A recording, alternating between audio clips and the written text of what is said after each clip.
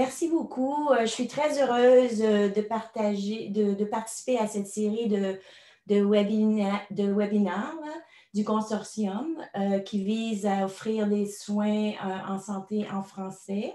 Et plus précisément, il me fait vraiment plaisir de parler aux travailleurs héros de la santé afin de mieux conscientiser la population francophone sur des problèmes perceptuels qui peuvent se développer avec l'âge. Donc, je vais parler de voir, percevoir et vieillir aujourd'hui.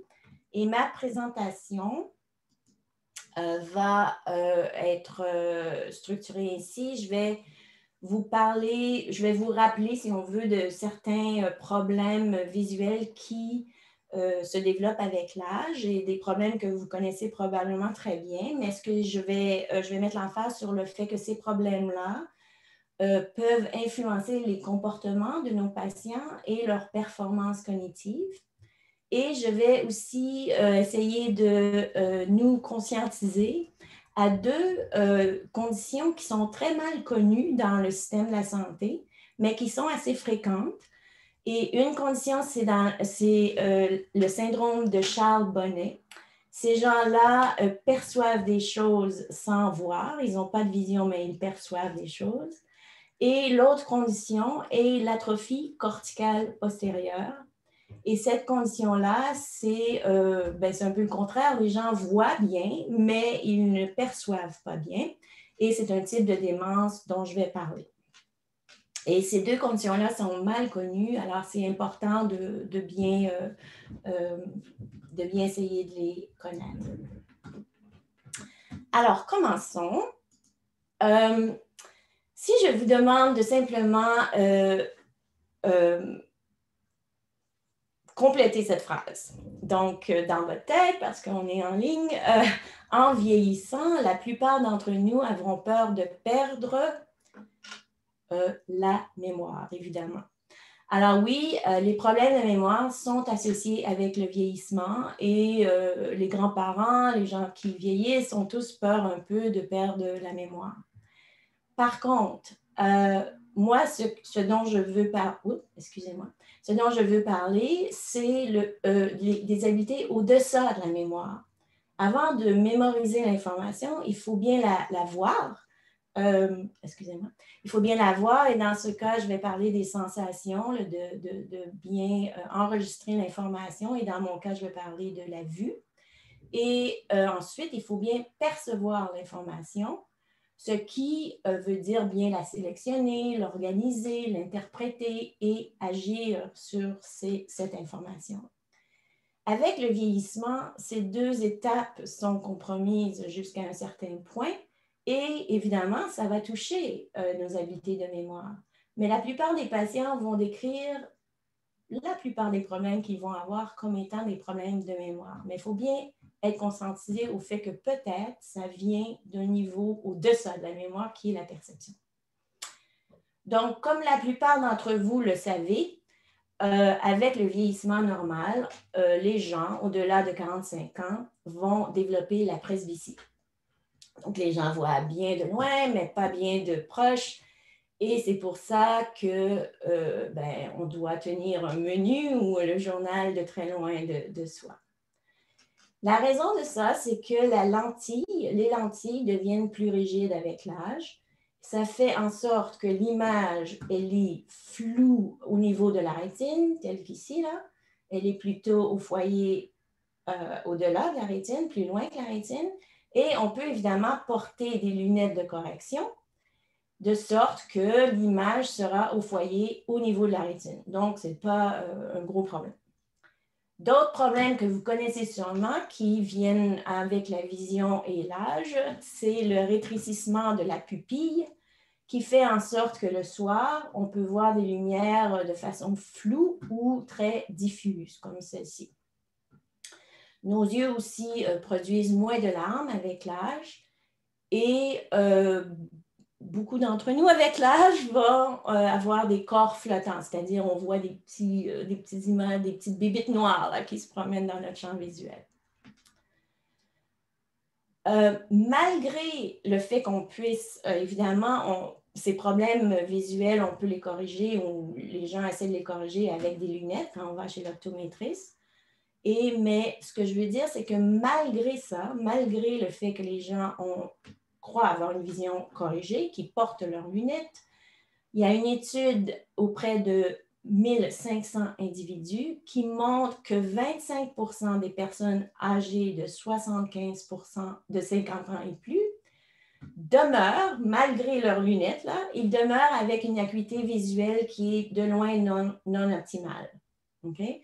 Donc, il y a des gens qui ont une acuité visuelle déficiente. Certains, 11%, ont une acuité visuelle basse, qui en anglais, on appelle low vision. Donc, c'est vraiment limité comme vision. Et 2% de ces gens-là pourraient être déclarés officiellement comme aveugles. Donc, encore une fois, même avec des lunettes, des gens âgés, des patients âgés avec qui on fait affaire, il faut bien reconnaître qu'il arrive assez souvent qu'ils ne voient pas si bien que ça. Okay? Et probablement aussi, comme vous le savez, il y a des problèmes au niveau de la vision qui sont assez fréquents avec le vieillissement, dont les cataractes, qui sont le fait que les lentilles deviennent opaques et les gens ne voient plus clairement. On peut avoir une opération, bien sûr. Il y a la dégénérescence maculaire qui se produit comme ça, où on voit mal dans notre champ visuel central. Et puis, on peut développer le glaucome, où c'est le contraire, on voit mal dans le champ, en périphérie de là où on regarde. Si les gens ont le diabète, ils peuvent avoir de la rétinopathie, où on a des points aveugles dans le champ visuel. Et certains individus vont avoir du décollement de la rétine où on ne voit pas une certaine partie du champ visuel. Et on peut aussi avoir ici, encore une fois, des corps flottants souvent dans cette condition.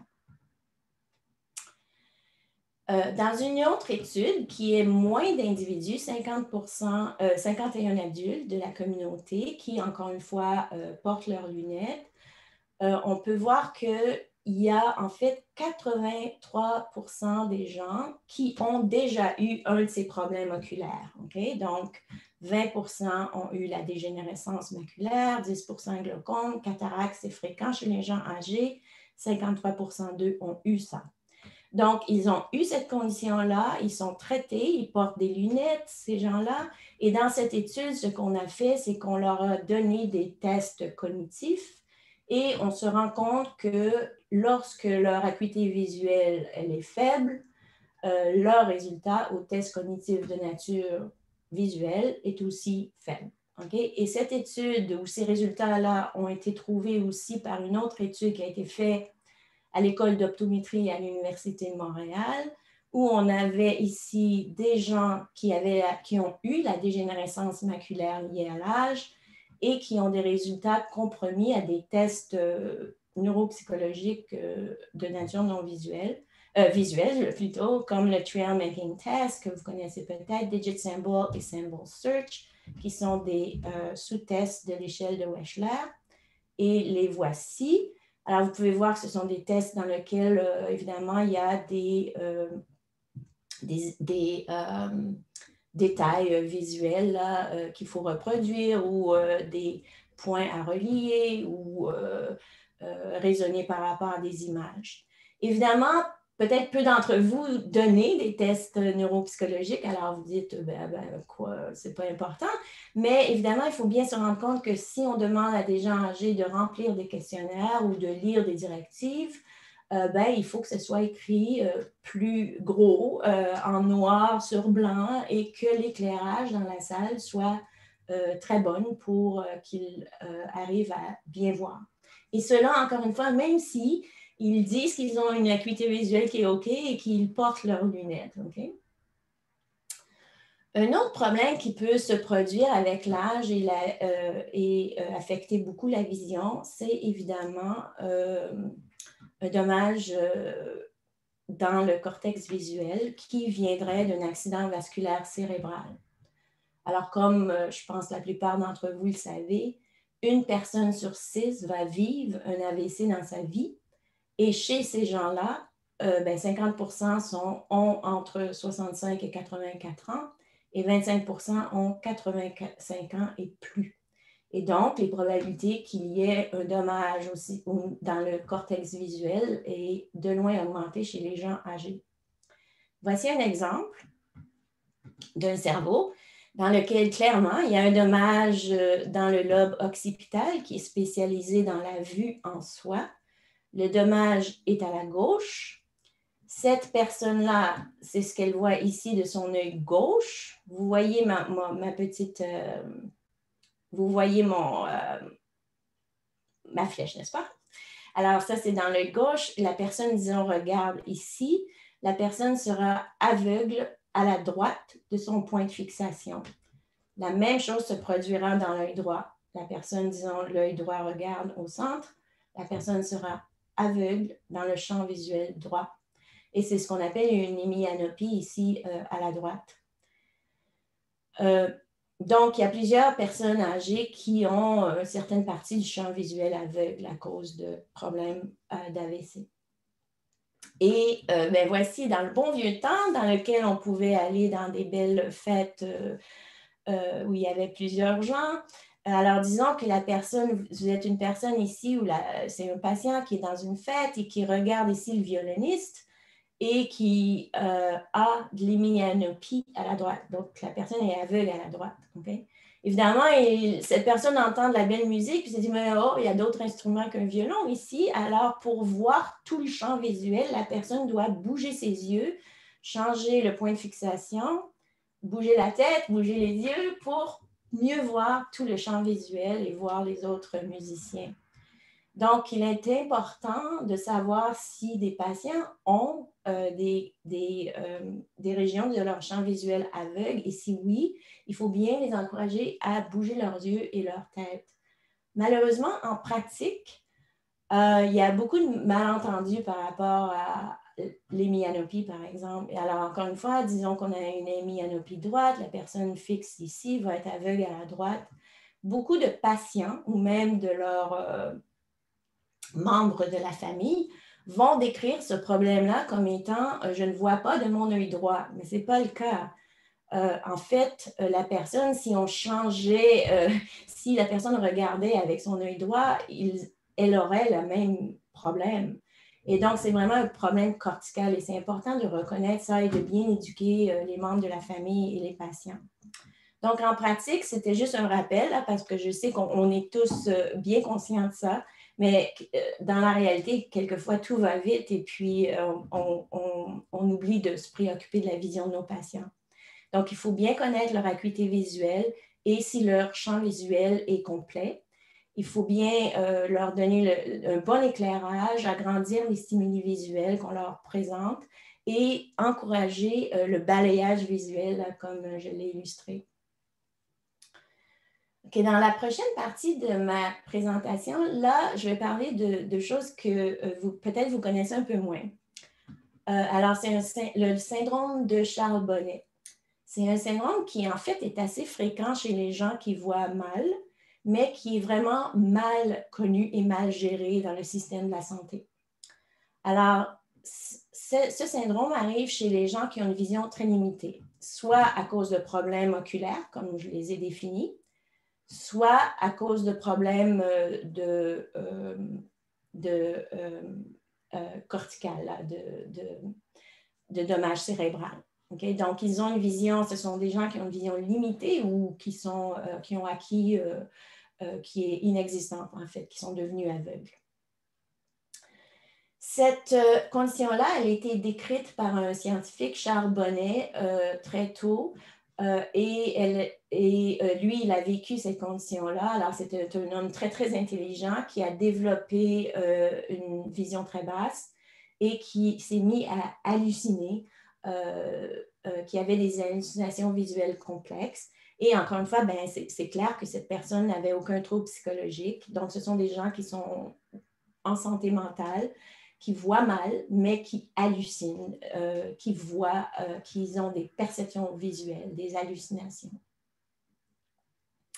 Et on a estimé que, considérant combien de gens âgés avaient des problèmes visuels, que à peu près sur 100 patients que vous pouvez voir qui ont une très faible vision, à peu près 4 d'entre eux devraient ou ont une grande probabilité de vivre ce syndrome-là. Et voici une illustration d'une femme qui a une dégénérescence maculaire. Donc, elle regarde le visage de sa fille, elle ne voit pas bien. Par contre, elle voit un papillon de façon très vivide là, sur son épaule. Et elle dit, je n'arrive pas à voir le visage de ma fille, mais je vois très clairement un gros papillon coloré. Et donc, elle a le syndrome de Charles Bonnet. Vous allez m'excuser, mon chien.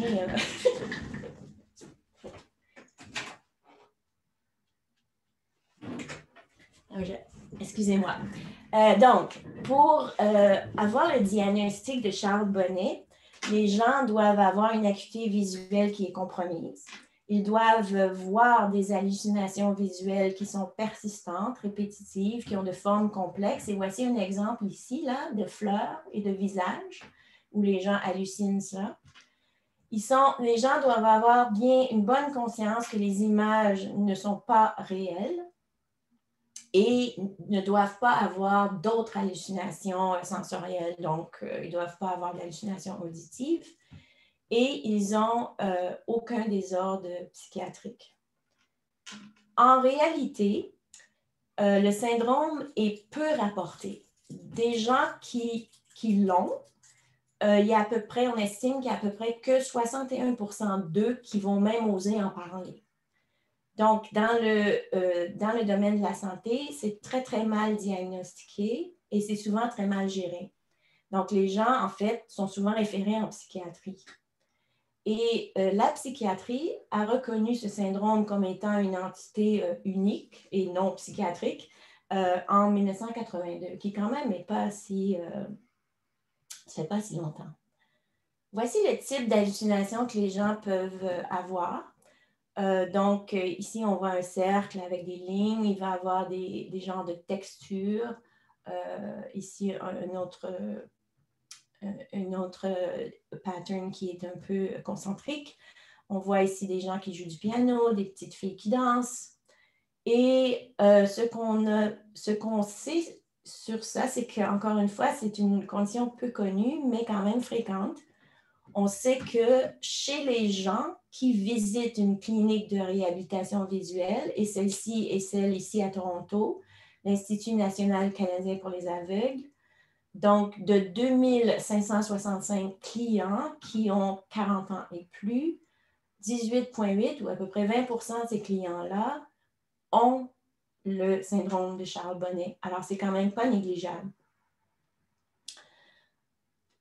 Et dans la prochaine partie, je vais vous montrer une vidéo d'une dame qui a le syndrome. Malheureusement, c'est en anglais. Et cette dame, je crois qu'elle est écossaise. Elle a un accent assez prononcé. Et donc, j'espère que vous allez bien comprendre. Mais la vidéo ça vaut la peine de porter bien attention là, parce qu'elle illustre bien la condition, le type d'hallucination et aussi la frustration et de se promener dans le système de santé pour être bien diagnostiqué et aussi combien ça lui a fait de bien de savoir ce qu'elle avait à la fin. OK? Donc, c'est pas très, très long, là, à peu près 4 minutes. Mais encore une fois, je suis désolée, c'est en anglais, mais je crois que vous allez apprécier. J'espère que vous allez apprécier. Ça commence un tout petit peu plus loin. Well, I wakened up one night and to my horror, the walls appeared to be covered in fur, white fur or fleece or something of that kind. We have plain walls, but this was startlingly white, really brilliant white. Ceiling, the bed covers, everything were covered in white fur. And that was, to me, the worst thing I had ever seen. I awakened my husband and said, I don't know what's happening to me. Everything's covered in white fur. And I got out of bed and clawed at the walls. And as I got up nearer to the wall, I could see that it wasn't there, but as I come back, it was there and it was everywhere. And it was then I thought, I can't live like this. I've got to find out what this is. I spoke to my GP about it at first, and he said no, he had no idea. And I was seeing him about something else, and I said, well, I sit here, your room's covered in pink squares, and they're all moving. He said, I have no idea what that could be. No, I really don't know what that is. I tried to get an appointment at the hospital, but they just kept saying you have an appointment for a year, and the clinics are full. So in desperation, I phoned the A&E helpline, and they said, come in the morning and somebody will see you. So I went into hospital in the morning, and they just said the same thing. You see pink squares? And I don't know what that could be. And they sent me to the other hospital in the area, where I saw a doctor there, and he said, what you have is scarring on your retina, and I'm afraid you have it for the rest of your life. There's nothing we can do about it. So I accepted that for a while, and I thought this must be what it is, until it really it was getting worse all the time. And the night that I saw the white fur all over the walls was really the end. And I phoned again, and I went there, and the man I saw said, as I said before, well, you're the lady who sees things, and he referred me to a psychiatrist. Now, the psychiatrist phoned me up, and we had a long involved chat, and she said, Mr. Sword, you don't need to see a psychiatrist, you need to see a good eye doctor.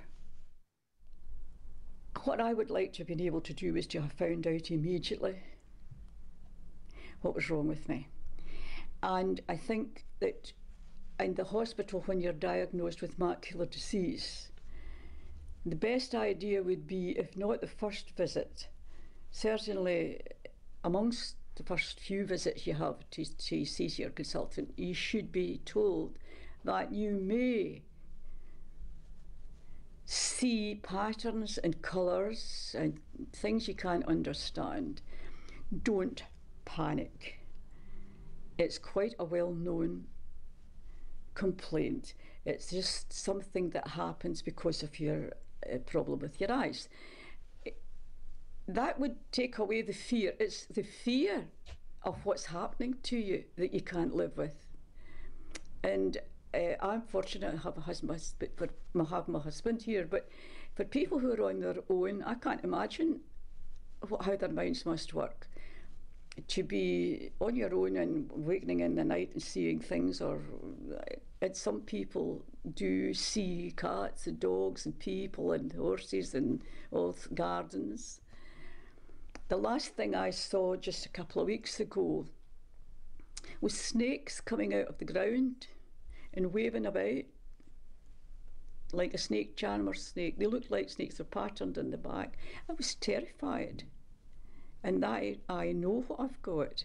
So can you imagine what it would be like if you didn't know what you had and you saw things like that? It's absolutely terrifying. But it doesn't need to be, because if your consultant would tell you, and amongst your first visits, to be prepared that you might see something like that, then all that fear would be taken away. And that's what happened to me when I phoned the Macular Disease Society. All the fear went. I just felt it was really like a load being lifted off. You actually know what I've got. But I've been trying for a year to find out what I had. Alors, merci de votre attention. Comme vous pouvez voir, c'est très, très important, je crois. Elle montre bien l'importance d'être réassuré, d'être éduqué par rapport à la situation. Donc, quand on a des patients qui ont une vision très limitée, c'est vraiment, je pense, important de peut-être leur demander si ils voient des choses que d'autres personnes ne voient pas, et puis de leur parler de ce syndrome-là qui est habituel, en fait. Donc, voici un cas que moi, j'ai vu. Donc, c'était un homme d'un niveau d'éducation très élevé. Alors, cet homme avait le syndrome de Charbonnet. Il était un avocat à la retraite. Il avait du glaucome et son acuité visuelle était compromise. Alors, quand on tenait nos doigts devant lui, il pouvait compter combien de doigts, là, on lui montrait, mais c'était son acuité visuelle était limitée à cette tâche à peu près. Et il avait un profil cognitif tout à fait plus que fonctionnel supérieur. Son quotient intellectuel était supérieur, sa mémoire verbale supérieure. Son état cognitif, on l'a suivi pendant 3 années et il n'avait pas de démence. Par contre, il avait une difficulté cognitive importante qui était l'alexie sans agraphie. Donc, il pouvait écrire quelque chose, il était capable d'écrire, et voici une petite note qu'il a lui-même écrite. Why sleep, not stored boxes, books, photos. Et vous voyez qu'il s'écrivait des notes qui étaient en fait écrites en noir et en gros, pour qu'il puisse les relire, parce qu'il est bien conscient qu'il ne voit pas bien. Mais il était très frustré parce qu'il ne pouvait pas relire ses propres notes. Donc, et ces hallucinations, de façon très intéressante, étaient des textes, et ça, c'est des simulations, là, c'est pas vraiment ce qu'il voyait, mais cet homme hallucinait du texte et des symboles qui étaient illisibles. Il était impossible de les comprendre. Il disait, c'est comme si j'inventais un langage et j'aimerais le comprendre. Et ce texte-là était organisé en rangées ou en colonnes. Ces visions de texte étaient persistantes, couvraient tout le champ visuel et quelquefois, il rapportait des formes de couleurs à travers le texte. Évidemment, cet homme-là avait des symptômes de dépression. Il était très frustré de ne pas pouvoir lire ni son écriture, ni, disons, des grands titres, là, des titres écrits grands en gros dans les journaux, ni ses hallucinations visuelles. Donc, il était quand même assez déprimé. Et on peut le comprendre parce que c'est un peu comme vivre dans un monde où on est exposé qu'à des prescriptions de médecins là, qu'on est incapable de lire. Alors, en effet, ce pauvre homme était très frustré et bénéficiait beaucoup de savoir quelle était sa condition et de savoir que c'était normal et qu'il pouvait aussi en parler à d'autres gens qui vivaient aussi ce syndrome. Donc, c'est très intéressant parce qu'au Canada, ou même aux États-Unis, il n'y a pas de publicité sur cette condition-là. Mais je pense que c'est important d'en parler. Et en Europe, il y a des publicités, comme par exemple la Macular Society. Ils ont des publicités où, par exemple, c'est comme celle-ci. I see street lights and traffic lights multiply. It looks like fireworks everywhere. Et la publicité dit, ben, you're not losing your mind, you're losing your sight. Donc, on en parle et c'est beaucoup plus publicisé. Alors, c'est important de s'impliquer dans la conscientisation, dans la psychoéducation, dans le réconfort de patients qui peut-être ont une vision très limitée et qui voient des hallucinations visuelles. Et pour la dernière partie de ma présentation, je vais parler en fait un peu c'est pas tout à fait le problème contraire, mais ce sont des gens qui voient correctement, donc ils ont une bonne vision, mais ils ne perçoivent pas bien, OK? Et cela est à cause de l'atrophie du cortex visuel. Et juste pour vous rappeler un peu l'anatomie du cortex visuel, alors comme je l'ai illustré déjà, le lobe occipital est impliqué dans la vision en soi, voir correctement. Et de là, l'information va voyager dans l'aire occipito-temporale qui est spécialisée dans les habiletés visuospatiales et les actions, comment agir sur ce qu'on voit, aller chercher un verre d'eau, etc. Il y a d'autres informations qui voyagent dans le bas du cerveau, dans la région occipito-temporale. Et cette région-là, elle est spécialisée dans la reconnaissance des objets, des visages, des endroits et même des mots. Donc, ça, c'est vraiment la perception pour reconnaître les choses.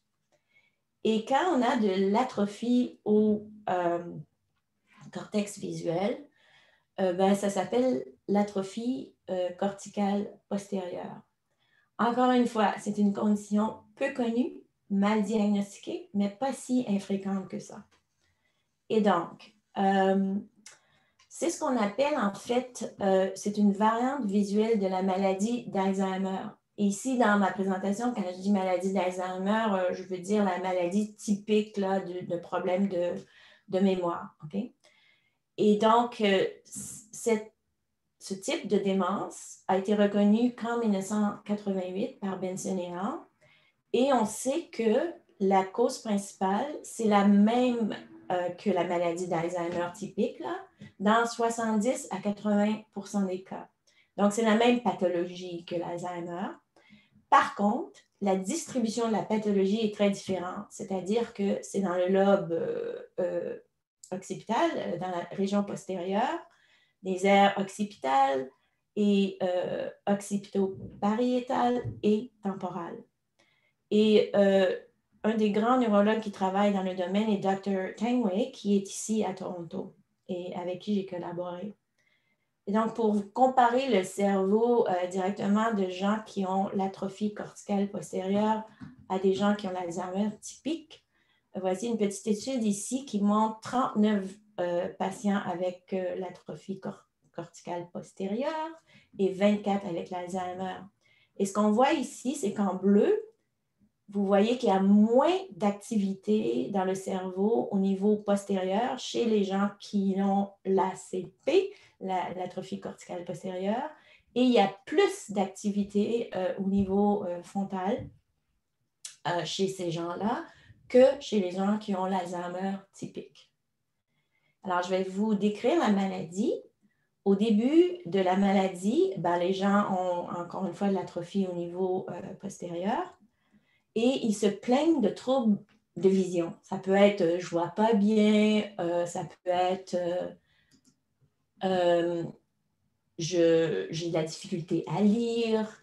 Et évidemment, ben, ils vont consulter. Excusez-moi. Oups.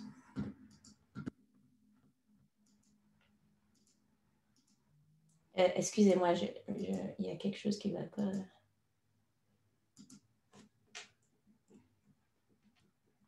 Ah, OK, je m'excuse, j'ai fait entrer quelqu'un dans le séminaire et ça l'a dérangé un peu ma présentation. Alors, ces gens-là se plaignent de troubles de vision, là, comme lecture, etc. Ils vont consulter en optométrie et en ophtalmologie et on leur dit, bah, il n'y a rien qui ne va pas avec votre vision. Vous avez une parfaite acuité visuelle, vous voyez très bien. Par contre, ben, on va voir que leur acuité visuelle, et c'est vrai que leur acuité visuelle et leur état physique, là, en général, ils sont en santé. C'est normal. Et en fait, ils ont, au niveau cognitif, là, quand on regarde leurs habiletés cognitives, ils ont une parfaite mémoire, ou enfin une mémoire épisodique normale. Ils ont un bon jugement, ils ont de bonnes fonctions exécutives. Le langage est habituellement intact. Et ils n'ont pas de changement de comportement et de personnalité. Remarquez que ces habiletés-là sont dans l'Alzheimer typique, celles qui sont compromises très tôt dans la maladie.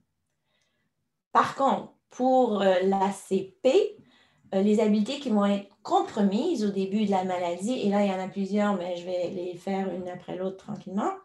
Il y a l'agnosie de l'espace et des objets, donc ils ont de la difficulté à percevoir et reconnaître les objets, l'espace, difficulté de lecture, l'alexie. Ils ont des difficultés de planifier et de coordonner leurs mouvements par rapport à des mouvements volontaires qu'ils veulent faire, donc la dyspraxie.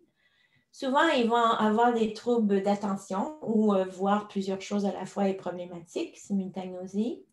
Ils vont avoir de l'apraxie oculomotrice, donc des difficultés à faire des mouvements oculaires à les initier. Et souvent de l'ataxie optique, qui est le trouble de préhension des objets sous le contrôle de la vue. Et ces trois conditions ensemble représentent le syndrome de Ballett, que peut-être vous connaissez. Et certains vont vivre de l'acalculie, des difficultés à manipuler, former, reconnaître les symboles arithmétiques ou des chiffres, la graphie, trouble d'écriture, l'agnosie des doigts, ils savent quels doigts on leur touche, disons, et ils vont souvent être mêlés par rapport à la gauche et à la droite. Et ces quatre conditions sont le syndrome de Gershman. Alors, rappelez-vous qu'ils ont, alors encore une fois, ils ont tous ces problèmes perceptuels, mais à la fois des habiletés de mémoire, de jugement, de personnalité intacte. Et donc, ces gens-là se retrouvent avec un profil cognitif dans lequel leur quotient intellectuel non verbal est inférieur à celui verbal. Et souvent, ils vont vivre des symptômes de frustration et de dépression assez importants parce que, comme vous pouvez le voir, ils ont une bonne mémoire, ils ont un bon jugement, ils savent très bien que quelque chose ne va pas chez eux et ils sont souvent mal diagnostiqués. Et donc, voici une autre illustration qui compare leur profil cognitif à celui de l'Alzheimer typique. Alors, voici ici, alors la roue représente toutes les habiletés cognitives et plus la couleur va à l'extérieur de la roue, plus la fonction est intacte à travers le temps. Et ça, c'est moins il y a de couleurs, plus la fonction est compromise à travers le temps. Donc, voilà ici la maladie d'Alzheimer typique. On a mémoire verbale, fonction exécutive, mémoire non verbale, langage, émotion. Ici, ce sont les habiletés plus, ici, plus de perception, ou action, littératie, calcul, représentation d'objets, espace, connaissance non verbale, ici, connaissance verbale. Alors, vous pouvez voir que dans la maladie typique d'Alzheimer, comme vous le connaissez bien, évidemment, les problèmes de mémoire sont compromis. Les problèmes de mémoire sont là très tôt dans la maladie. Et si on compare à l'atrophie corticale postérieure ici, ben, vous pouvez voir en fait que la mémoire verbale, elle n'est même pas touchée durant la maladie. Celle visuelle va l'être un peu, évidemment, parce qu'ils ne perçoivent pas bien les choses. En effet, toutes leurs difficultés sont de type perceptuel. Et comme j'ai dit, c'est une condition mal connue, mais quand même assez fréquente. La fréquence des cas, elle est définitivement sous-estimée, c'est-à-dire qu'on est encore en train d'étudier ça. Mais on sait que 5% des cas dans des cliniques spécialisées là, de neuropsy ou de neurologie en évaluation cognitive sont de ce type d'Alzheimer, de ce type de démence. Des cas de tous les cas qui sont diagnostiqués avec l'Alzheimer en soi, typique, 13% d'eux sont de ce type-là. Il ne semble pas y avoir de différence entre les hommes et les femmes et la maladie se développe assez tôt, entre 50 et 65 ans, qui est un peu plus tôt que la maladie d'Alzheimer typique.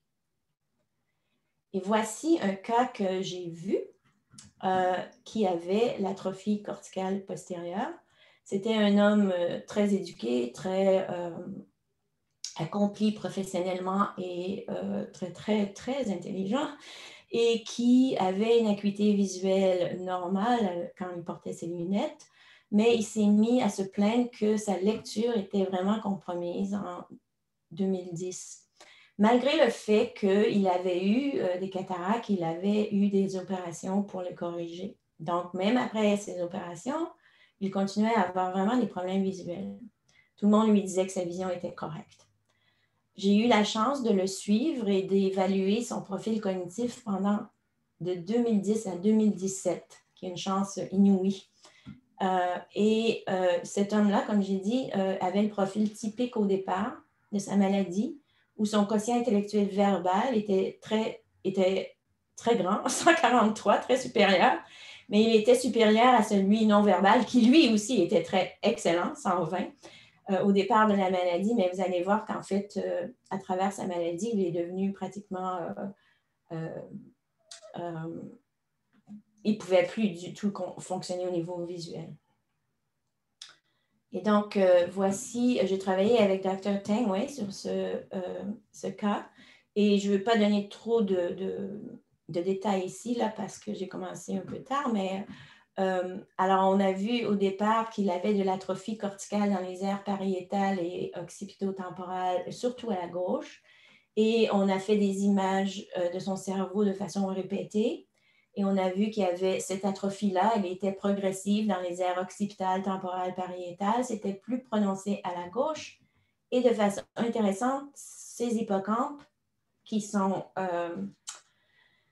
importants dans la mémoire, étaient intacts. Alors, voici son profil cognitif à travers 7 années. Alors, il va y avoir pas mal d'informations là, mais je vais essayer de les résumer. Alors, voici à travers les années,